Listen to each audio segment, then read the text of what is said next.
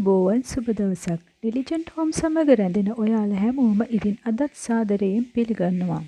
මිශ්‍ර පලා කොළ කැඳ එකක් හදාගන්නේ කොහොමද කියලා අද මම කියලා දෙන්නම්.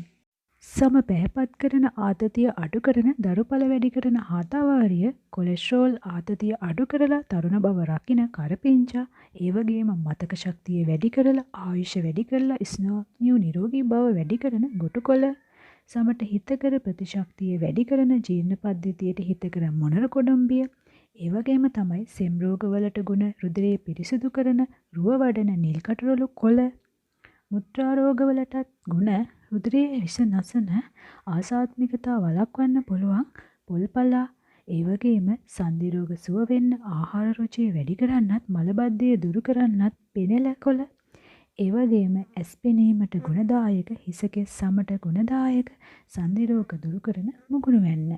මේ හැම වර්ගයකින්ම පලා මිට ගානේ මම අරන් තියෙනවා. දැන් මේ පලා ටික හොඳට සෝදලා පොඩි කෑලි වලට කපා ගන්නවා.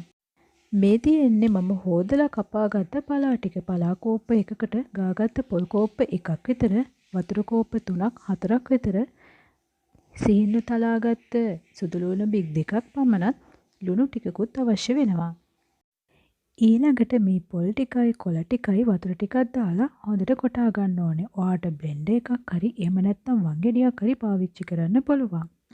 මේ වගේ කොළ කැඳ එකක් සතියකට වතාවක් හරි බොනවා නම් ආහාර ජීර්ණය නිසි පරිදි සිද්ධ වෙලා මලබද්ධය දුරු කරනවා. ඒ වගේම තමයි සම, ඇස්, හිසකෙස් වගේ දේවල් නිරෝගී වෙනවා.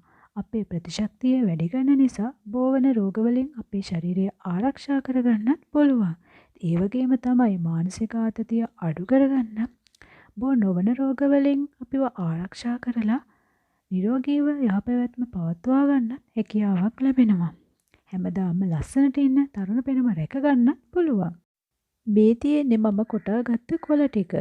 දැන් මේ කොළ ටික හොඳට මිරිකලා යොෂ ටික වෙන් කරගන්න ඕනේ. ඔයාට පුළුවන් මේ වගේ පෙරණයක් පාවිච්චි කරලා මේ විදිහට හැන්දෙන් තද කරලා මේ ටික පෙරා ගන්න. එහෙම නැත්නම් ඊට වඩා ලේසි අතින් හොඳට මිරිකලා යොෂ ටික වෙන් කරගන්න.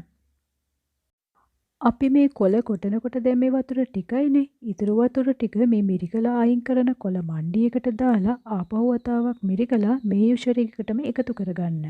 ඊට පස්සේ ලුණු ටිකයි තලාගත්ත සුදු ලුණු ටිකයි දාලා ලිපේ තියලා සාමාන්‍ය ගින්නේ රත් කරන්න ඕනේ. හැඳි ගාමින් උතුරනකම් වගේ රත් කරලා ඉක්මනටම ලිපෙන් බාගන්න. ඔයාලා කැමති නම් මේ කැඳේකට උයාගත්ත කැකුළු හාල්බත් ටිකකුත් එකතු කරගන්න පුළුවන්.